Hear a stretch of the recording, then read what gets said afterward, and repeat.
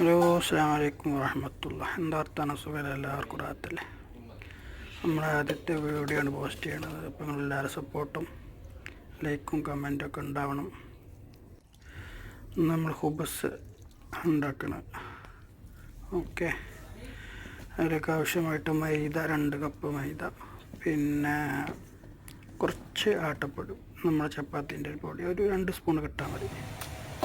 പിന്നെ ആവശ്യത്തിന് കെമിയർ ഈസ്റ്റ് ഇട്ട് കൊടുക്കുക, കുറച്ച് ആവശ്യത്തിന് ഉപ്പ്, 2 സ്പൂണ്